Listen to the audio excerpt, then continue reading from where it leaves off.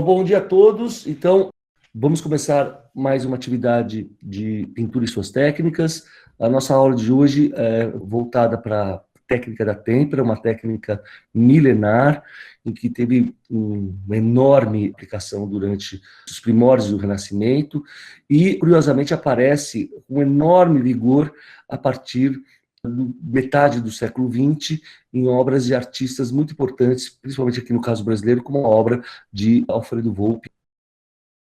Veja como, nesse quadro, do pequeno painel de altar de uma Anunciação, veja como é uma pintura que não tem um caráter mural, ela não é feita para um prédio público, é provavelmente um quadro de pequeno formato voltado à devoção. E veja como esse detalhismo, esse interesse pela própria natureza que se apresenta aqui com a representação de Adão e Eva sendo expulsos do paraíso. Você tem duas cenas intercaladas, por um lado a expulsão do paraíso e a anunciação, com uma estrutura arquitetônica que ainda não se configura a partir de uma perspectiva totalmente organizada, porque veja que há o espaço da natureza onde não se aplicam as regras da perspectiva e o quanto a perspectiva aparece aqui claramente no aposento arquitetônico. Então é um mundo que está se configurando e onde, como a gente sabe, no Renascimento, o homem adquire um papel primordial e não é à toa que a têmpera vai estar focalizada nessa tentativa de buscar uma representação fisionomicamente mais próxima do mundo real. De certa forma, esse é um curso sobre cozinha da pintura, e tem um texto de um escritor português que eu gosto muito, chamado Gonçalo Tavares, e que ele fala dessa primeira questão, que acho que vocês todos já devem ter se deparado, que é a questão da particularidade do ovo. Vejam bem, o ovo é um alimento fundamental em várias civilizações, mas o que realmente é fascinante é o quanto ele pode ser manipulado e ele muda de estados de um ovo frito a um ovo batido, a um ovo omelete, a um soufflé. Veja como as propriedades químicas que permitem que esse material mude a todo instante. Como vai dizer o Gonçalo Tavares, o ovo, qualquer ovo, era para Milia um material perturbante. O que mais rapidamente muda, o que é composto de maior desassossego. O que existe já para ser outra coisa. Havia em qualquer ovo uma espécie de altruísmo material, concreto, que ela não via em mais nenhuma coisa do mundo. Então, obviamente, eu estou fazendo uma análise um pouco poética desse aglutinante. A grande questão nesse curso é justamente essa relação primordial entre o pigmento, que muitas vezes é o mesmo, e como na sua articulação com diferentes aglutinantes, nós temos a produção de tintas distintas. Ora, um dos mais antigos e natural tipos de emulsão de têmpera é a gema do ovo. Contém uma solução aquosa de substância gomosa, albumina, um óleo não secativo chamado óleo de ovo e a lecitina, um lipóide ou substância gordurosa que é um dos emulsificadores ou estabilizadores mais eficientes da natureza. A gema do ovo é um exemplo de um veículo de tinta que contém uma substância não secativa ou semissecativa, misturada com uma substância de secagem rápida, resultando numa mistura de secagem bem-sucedida. A têmpera clássica, portanto, consiste numa porção de gema mais uma parte igual em volume de pigmento misturado com água, na consistência de uma tinta de óleo em tubo. Bom, em seguida, segundo esse estudo, a gente pode ver as gemas de diferentes colorações, mas claramente isso está vinculado à alimentação. Se a galinha come milho, alfafa ou cenoura, isso acaba interferindo claramente nos processos químicos que alteram o cromatismo da gema. Num dos famosos tratados do Renascimento sobre as técnicas, Cennini diz o seguinte: é preciso passar ao colorido dos rostos. Convém começá-los da seguinte maneira: pega um pouco de terra verde e um pouco de branco de chumbo bem temperado, dilui-os em água, passa 2 demãos sobre o rosto, os pés e sobre todos os nus. Mas essa primeira demão, sobre os rostos jovens, que tem carnação fresca, deve ser ajuntada com gemas de ovos produzidos na cidade, pois que são mais brancas que aquelas produzidas no campo ou nas granjas. Essas, por sua cor, são boas para temperar as carnações de velhos ou de homens morenos. O que o Cellini está falando é justamente isso. Do ponto de vista da fabricação da tinta, se eu estou misturando com um pigmento branco, o ideal é que eu tenha uma gema clarinha, porque aí o amarelo ou avermelhado não interfere muito na produção final de uma tinta que eu queira mais esbranquiçada. Existem, ao longo da história da arte, vários aglutinantes que fazem com que nós classifiquemos a tinta como uma têmpera. Nós temos a gema, nós temos a clara, nós temos o leite de figo. No Oriente se utiliza muito a gordura de leite, a gordura de peixe.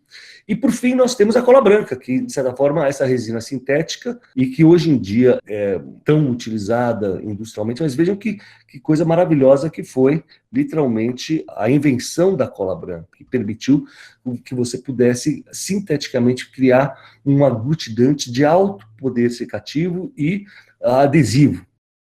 Vejam como, ao longo da antiguidade, foi necessário que o homem utilizasse outros aglutinantes naturais para poder produzir um tipo de sintetização da cor em que o pigmento ele não é totalmente envolto, como no caso da pintura a óleo, que nós vamos ver para adiante. De certa forma, ele permanece adesivado na superfície, mas ele faz com que o pigmento mantenha o máximo possível suas características naturais.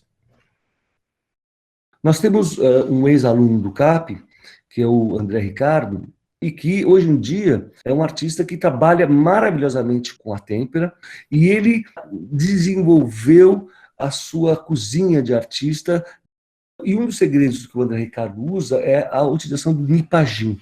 O que é o nipagin? O nipagin é uma espécie de fungicida, que é muito importante, aplicado em pequena dose, mas veja bem, pelo fato de você estar utilizando material orgânico, é fundamental na prática da têmpera, você utilize sempre um fungicida. Segundo a receita do André Ricardo, a têmpera dele é uma têmpera mista, que mistura ovo e óleo. Essa é a chamada têmpera gorda. A grande vantagem dessa técnica é a maior versatilidade da tinta. A adição de óleo e verniz da mar ao ovo inteiro possibilita maior flexibilidade das pinceladas, maior segurança em relação a fungos, mantendo aspectos da têmpera de ovo básica de gema. Essa receita produz um nível médio de relação ovo e óleo, podendo ser alterada com a adição de mais gema. Caso você queira tornar a tinta com uma qualidade um pouco mais acetinada e transparente, características da têmpera gorda.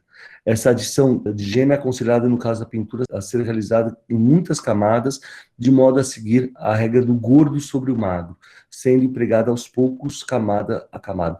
Uma das questões que nós estamos discutindo ao longo desse curso é a questão da sobreposição. Então, sempre essa questão da regra do gordo sobre o magro. O magro é o quê? Aquilo que seca antes, e o gordo, aquilo que tem mais óleo, deve ser sempre deixado por último lugar. Bom, só para acabar a receita do André Ricardo, veja bem, ele utiliza 2 partes de ovo, 4 partes de água destilada, 1 parte de verniz da mar, 1 parte de óleo de linhaça espessado, o stand oil, e o fungicida merilparabeno, também conhecido como nipagin. Em 1 garrafa de vinho ou similar, adicione 2 partes de ovo inteiro. De preferência, retire a casca da gema antes de despejar na garrafa. Adicione 2 partes de água destilada. Em um frasco separado, misture o verniz da mar, o óleo de linhaça e o fungicida diluído. Depois despeje esse conteúdo na garrafa e agite bastante. Um detalhe muito importante é quando vocês forem retirar a gema da clara, é muito importante que vocês retirem aquela pelinha que justamente protege a gema da clara, porque essa pele, ela tem um componente orgânico altíssimo e que produz fungo com muita facilidade. Bom, vocês estão ouvindo falar sobre a resina da mar, não é? O que é a resina da mar? Na aula sobre encáustica também falamos sobre a resina da mar. A resina da mar é obtido da laceração praticada nos arbustos abundantes em certas regiões do sudeste da Ásia, Malásia e Sumatra. Se não me engano, é da árvore da acácia. As lacerações produzem a resina que é colhida e armazenada para exportação. Tem muitas finalidades em diversos ramos da indústria. No caso dos fabricantes de insumos de material para artista, procura-se as melhores colheitas e o da mar mais claro para suas manipulações e transformações. O mesmo princípio que nós falamos a respeito da gema, para ter uma aplicação mais ampla, ela também é melhor quanto mais clara. A têmpera pode fornecer, de acordo com a sua administração, uma flexibilidade de luminosidade de massa de tinta que pode variar do fosco ao cintilante. O controle dessa propriedade ocorre com a proporção de gema na mistura da têmpera em relação ao pigmento, clara e água. Isso ocorre porque na têmpera o aglutinante sofre uma drástica redução de volume ao secar, fragilizando a película que retém o pigmento. A gema do ovo, quando majoritária na frágil película seca, proporciona a cintilação através de reações das proteínas. A película da têmpera é frágil contra movimentações do suporte, mas forte e durável na retenção do pigmento. Se a gente for olhar na história da pintura, é muito comum a aplicação da têmpera sobre uma base de madeira. Por quê? Porque, como vocês sabem, se eu não preparar bem o meu linho, se o linho trabalha muito, ele vai produzir uma relação de tensão entre a movimentação do suporte com a movimentação da tinta, e se não se tomar cuidado, você vai novamente produzir rachaduras. Hoje em dia, com o desenvolvimento da indústria, vocês têm inclusive a possibilidade de comprar a têmpera ovo, que produz, ao meu ver, uma espécie de guache mais saturado. Então vejam bem, desde a antiguidade você tem a presença da têmpera. A gente viu como em Faium o uso predominante é da encáustica, mas muitas vezes você pode notar que para uma aplicação mais delicada, mais propícia ao detalhe, veja como a têmpera já era utilizada desde o século I no Egito. Bom, e aí justamente a gente entra numa questão muito importante. Ora, pelo fato de eu estar utilizando elementos orgânicos, como é que ao longo da história, como é que eu posso evitar que isso aconteça? Então, hoje em dia se utiliza muito o óleo de cravo, o vinho branco, o vinagre. O formol é muito complicado, porque, veja bem, o formol como cloro, ele mata a cor do pigmento. Bom, voltando à questão das aplicações históricas, veja como nessa articulação entre os pigmentos e os seus aglutinantes, a miniatura, que significa escrever mínio, ela vem justamente do cinabre, né? Esse tom avermelhado ao qual você aglutina com a têmpera e permite uma tinta de grande durabilidade e muito adequada para a fabricação das Bíblias, cuja base é o pergaminho. Um dos grandes suportes da história da pintura, a gente fica sempre pensando que é a famosa pintura à tela, mas vejam bem, durante toda a Idade Média, um dos grandes suportes da pintura eram os livros sagrados, tá certo? E vejam como a técnica da têmpera era extremamente adequada. Veja bem, num pergaminho como esse, você não poderia aplicar uma pintura à base de cera, tá certo? Você podia até queimar o pergaminho. Você tem, então, também a crisografia, que é o ato de escrever com o ouro, e muitas vezes, veja bem, pelo fato de você estar utilizando esses elementos, como o cinabre, como o ouro, você pode passar por processos químicos que acabam alterando o resultado cromático final. Vejam que beleza essa sobrepintura, que dá até uma certa volumetria na palavra divina. Veja como nas iluminuras você tem esse jogo extremamente refinado entre a figuração e, ao mesmo tempo, toda a arte da escrita, que adquire aqui um aspecto decorativo altamente refinado. Veja como estilisticamente você tem uma alteração, às vezes pinturas mais estilizadas, mais icônicas, outras que já buscam, indo para o Renascimento, uma volumetria, uma representação mais próxima da nossa visão tridimensional, né? Veja um caso incrível desses manuscritos, dessas iluminuras que foram encontrados no monastério de Burgos, e que, por exemplo, Picasso, quando viu isso, ficou absolutamente encantado.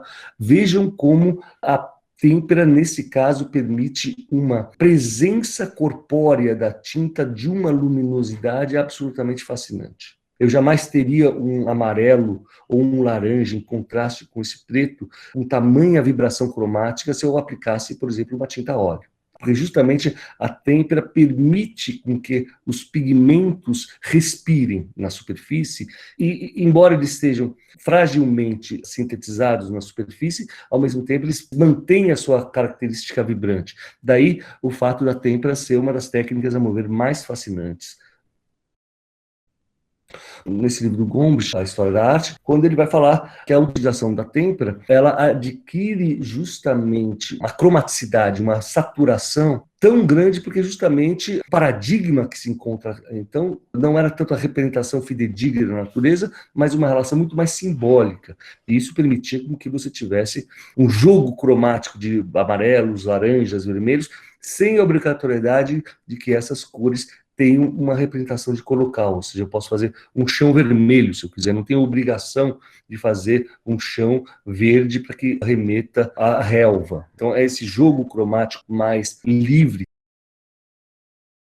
Bom, esse é um dos casos mais históricos e mais significativos da aplicação da pintura à têmpera, que é a famosa Très riche heure de Duc de Berry, um livro de orações que determinava o que deveria ser feito nos dias conforme as estações. Então, o que é muito bonito, você ter essa representação do homem na natureza, de uma natureza mutante, e como ele vai, no inverno, fazer tais atividades, como no verão ele vai fazer a caça e assim por diante. E veja como a natureza aparece como algo extramuros, algo que deve ser evitado, algo que é perigoso. Agora, uma das coisas mais fascinantes também desse conjunto é a presença desse azul ultramar, que pulsa, um azul que vem do Afeganistão. E o que é fascinante justamente com a têmpera que produz um azul de uma intensidade cromática absolutamente fascinante que jamais seria alcançada num afresco ou numa pintura à base de encáustica.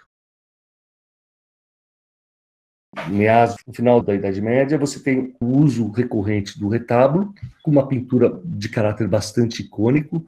Boa parte dessa pintura, na Europa oriental, como na Rússia, por exemplo, você vai ver que esse tipo de representação é vigente até o século XIX.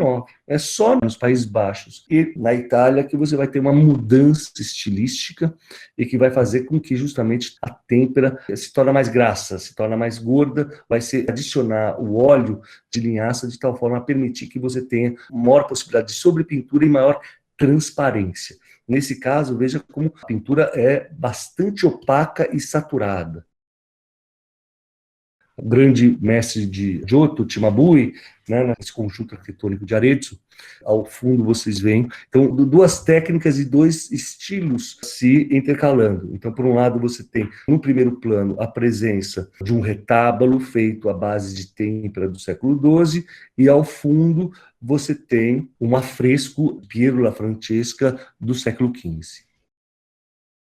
Duccio, que é o grande pintor sienense, que se diferencia da escola florentina por ter um cromatismo mais rico e diversificado do que supostamente se atribui à escola florentina, veja como há um jogo muito importante em que você tem a representação do sagrado dada pelo uso do ouro, em contraposição já tem um jogo também cromático muito intenso entre o verde, o vermelho e o azul, que já tem uma variação cromática que produz uma movimentação nos corpos. E veja como o mundo parece em movimento pela primeira vez. A figura de Giotto, onde você tem a conflagração daquilo que seria o Renascimento italiano, e veja como você tem quase essa sobreposição de, por um lado, uma pintura sobre um fundo dourado, muito mais chapada, de natureza simbólica, e uma cena que se prefigura quase teatralmente num primeiro plano e que faz com que as pessoas habitem esse espaço num mundo mais tridimensional. O que chama atenção é a maneira como o Giotto consegue atribuir emoção humana a um universo aqui iconográfico que era tão estilizado. Vejam como, ao longo do século XIV, cada vez mais, esse movimento das pessoas saindo de um espaço fechado e vindo para a superfície da tela. E vejam, do ponto de vista plástico, como você também tem uma utilização cada vez mais rica de pigmentos diversificados. Agora, o que é muito interessante, veja como vários artistas do século XX vão ficar profundamente fascinados com a representação desse espaço, cuja relação dialética se faz nesses jogos de volumes, mas há uma tensão entre a construção de um espaço perspectivado e, ao mesmo tempo, a presentificação da pintura na superfície da tela. Então, você vai aqui no Brasil, se vocês pensarem na obra do Fábio Miguel, do Paulo Pasta, do próprio Volpi, acho que foi o primeiro artista a ter olhado para a pintura do Trecento italiano com mais cuidado, vejam como essas pinturas vão ter uma enorme revalorização a partir do modernismo, tanto no Brasil como na Itália. E veja o que é muito bonito, literalmente como eu disse para vocês, esse cromatismo altamente refinado que faz com que, veja bem, uma cidade totalmente rosada, né? Um jogo de iluminações e vibrações cromáticas, para nós, um pouco onírica, um pouco quase metafísica. Não é? Veja como você tem a construção de uma espacialidade que para nós é extremamente estranha, porque não condiz com a perspectiva ao qual nós estamos acostumados. Então veja como esse espaço que se abre, essa parede que se abre, né, para um espaço muito mais de ordem narrativa, onde você vê claramente uma intercalação de planos que não são aqueles de uma perspectiva unificada. Mas veja bem, o que chama a atenção do ponto de vista técnico é a riqueza, a variedade cromática desse telhado laranjado, em contraste com o azul do planejamento, do santo. Então, há uma vibração cromática muito instigante, ao meu ver. Aqui é uma pintura do Botticelli. Veja como, aos poucos, a pintura se torna menos calcada na superfície da tela e você vai ter a construção de uma atmosfera, aquilo que o Leonardo da Vinci mais tarde vai fazer, que é uma pintura com uma perspectiva atmosférica, ou seja, a conflagração de um espaço que não é dado só pela linearidade da pintura, mas por uma dimensão atmosférica que é dada pelas relações cromáticas. Nós temos aí o caso famoso da Primavera, do Botticelli, que é uma pintura de têmpera sobre madeira, nesse caso de grande formato, de 2 metros por 3 metros e 14. Se nós vimos que em boa parte da pintura ocidental, a partir do cristianismo, você tem a presença da Bíblia como quadro de referência imagético, o que se destaca aqui no Renascimento florentino é a retomada de mitos, como o mito da primavera.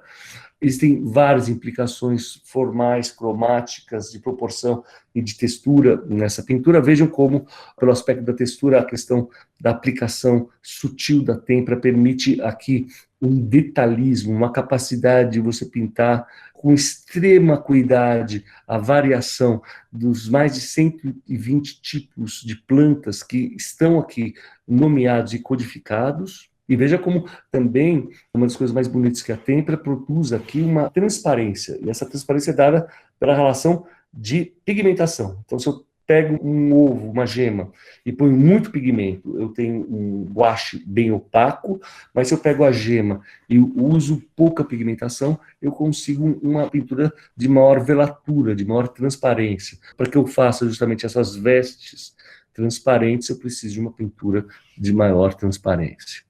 Vejam a sutileza e as ambiguidades semânticas que o quadro propicia.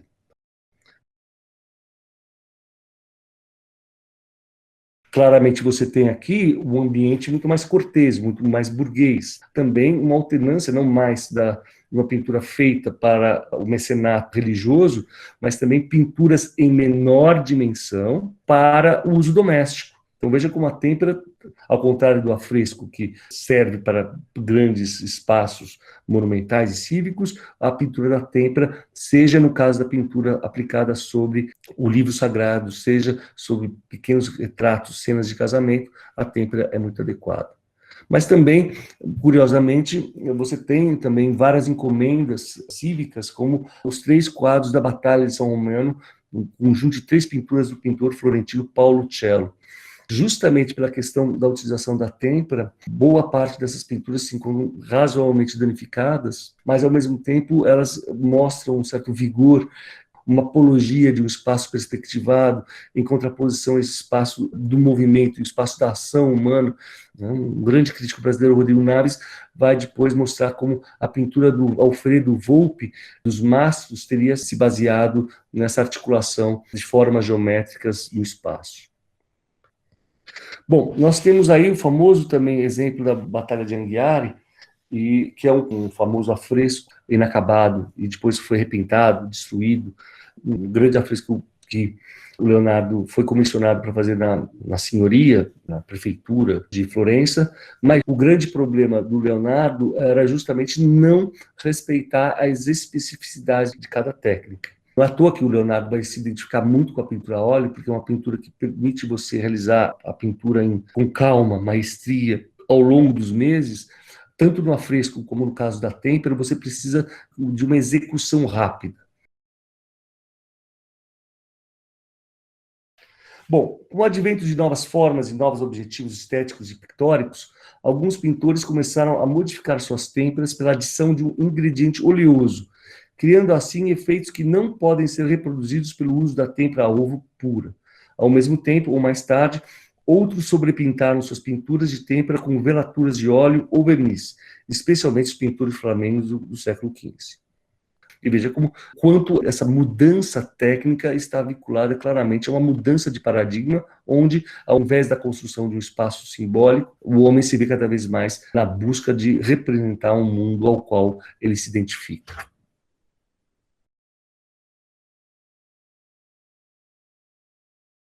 Vejam bem, o próprio caso do Michelangelo, que, contrariamente ao que muitas pessoas pensam, é um grande artista cromático, né?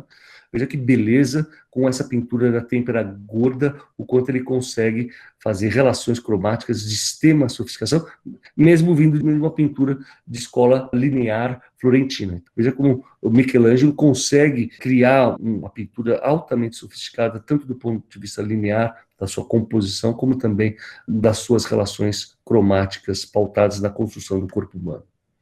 Veja o detalhismo, a capacidade com que ele consegue conferir uma corporeidade, né? E veja como isso vai fazer com que os artistas do século XVI em diante passem a utilizar a pintura a óleo, e aí você vai ter uma recaída da utilização da têmpera. Tanto é que existem pouquíssimos exemplos do século XVI em diante, e olha só, um dos poucos exemplos do final do século XVIII é Manuel da Costa Taide, aqui no Brasil.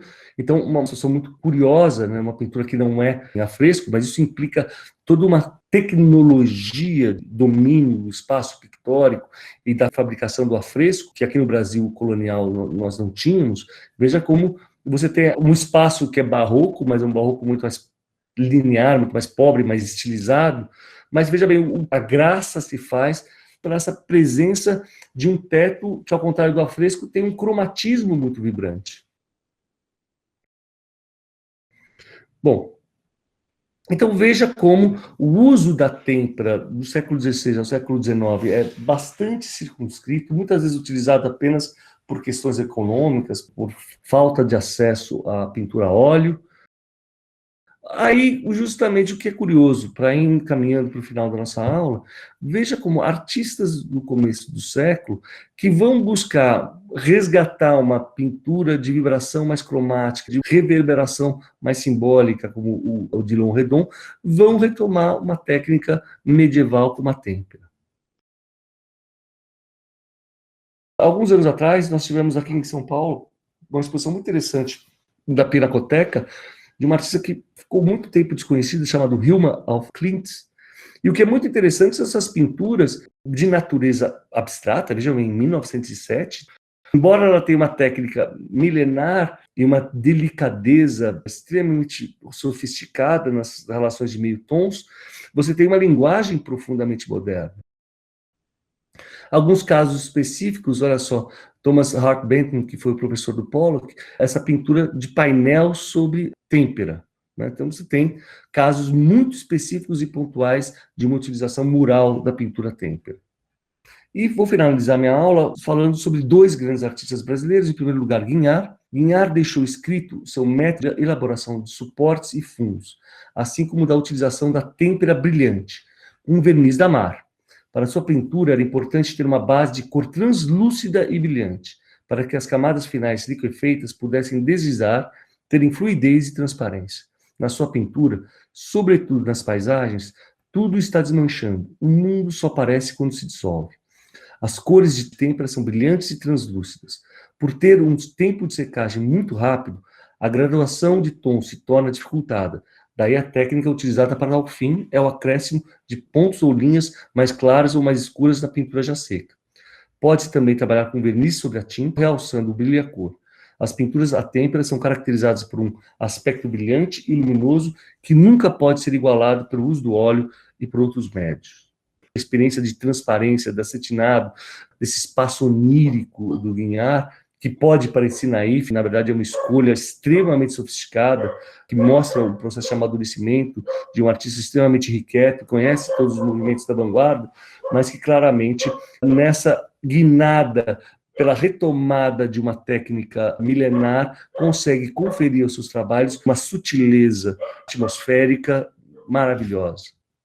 Veja bem, como na construção do espaço, você não tem um espaço perspectivado, você tem quase um espaço cromático, um espaço atmosférico que é dada quase com uma espacialidade oriental, em que a pintura é feita com camadas de sobrepinturas. E, ao mesmo tempo, nesse jogo de camadas atmosféricas de natureza meio orientalizante, você tem esse jogo dos balões que vão perpassando essas várias camadas em direção ao céu. Por fim, o Volpi, veja bem, aqui uma pintura panorâmica de Itaim na década de 40. Nesse momento ele está utilizando uma pintura à base de óleo, um óleo bastante diluído. Veja como a pintura ela tem pouca presença, ela adquire um aspecto diáfano, um pouco a própria maneira como a cor é misturada, parece se suja. E justamente o Volpi vai adquirir um amadurecimento do seu trabalho no momento em que ele passa a utilizar uma técnica medieval, que é a têmpera, pois a transparência do óleo muitas vezes tornava suas pinturas diáfanas em demasia. A têmpera ressalta a presença corpórea do pigmento sobre a superfície da tela, faz o pigmento respirar, produzindo uma intensa saturação cromática. Então vejam aqui um trabalho de 51, da Bienal de São Paulo. Em 1950 ele vai para Veneza, onde ele vai visitar, por exemplo, a obra do Giotto cerca de 20 vezes, e, como vocês sabem, a Capela do Scrovegni é feita na mistura do afresco com a têmpera. Veja como você tem essa reaproximação de uma linguagem construtiva, geométrica, mas que também ela tem uma construção que se assemelha muito àquela do Trecento italiano, ou seja, não uma perspectiva focada num ponto de vista único, unificado, mas você tem um espaço fragmentado, onde justamente é pelas relações cromáticas que você tem essa relação de figura e fundo. Uma importância também grande para o Volpi é a obra do Albers, que ele veio em 46, se não me engano, em São Paulo. Agora, veja que coisa incrível, né? Um detalhe da obra do Volpi. Por um lado, você tem uma superfície extremamente delicada e preparada com a cal, e depois uma aplicação muito certeira de tons de cores já previamente pensados. Volpi trabalhou na execução de afrescos desde a sua infância. Aprendeu a manipular seus materiais nesse trabalho de pintor de paredes. Sabia da importância da construção do fundo, de cal para a pintura. Talvez a conservação material da sua pintura se deva mais pela preparação correta do fundo das telas do que uma fórmula milagrosa e perdida da têmpera. A cal, além de ser um fungicida natural, traz o benefício de deixar o suporte respirar, um antídoto contra problemas de umidade. Daí, ao meu ver, a importância desse curso, ou seja, ao estudar mais profundamente as técnicas pictóricas, vejam como vocês encontram possibilidades expressivas, né, mais amplas para a pintura contemporânea. Ao buscar algumas considerações sobre a têmpera no livro de Ralph Meyer, sobre técnicas pictóricas, somos induzidos a imaginar a obra de Volpi. O Ralph Meyer diz o seguinte: aplique pinceladas únicas em uma só direção, e não para frente e para trás. Não passe no mesmo ponto duas vezes seguidas. Se desejar repassar, espere um período curto para fixar um pouco, após o que se pode pintar novamente na mesma direção. O manuseio tradicional da têmpera é em pinceladas leves e achuradas. Apesar do poder de cobertura dessas camadas sucessivas, o fundo e as camadas inferiores ainda contribuirão com seus efeitos para o resultado final. Uma translucidez pode algumas vezes ser recuperada, sobrepintando-se uma zona opaca com camadas finas e transparentes. Esse tipo de pintura não é definitivamente um método ideal para principiantes ou para os que preferem um estilo impulsivo ou extemporâneo. É preferível para aqueles cujo esquema de trabalho é deliberado e planejado. Então vejam, vocês viram a imagem do Volpi pintando, enquanto ele faz um esquema claramente pré-determinado, e aí onde ele vai aplicar vermelho, ele vai aplicar vermelho. Não dá para fazer como a Leonardo, de criar uma velatura e criar vários tons de vermelho. Não, você tem que ter uma aplicação muito mais direta. Se não dá certo, o que eu vou fazer? Ele lavava a pintura e começava de novo.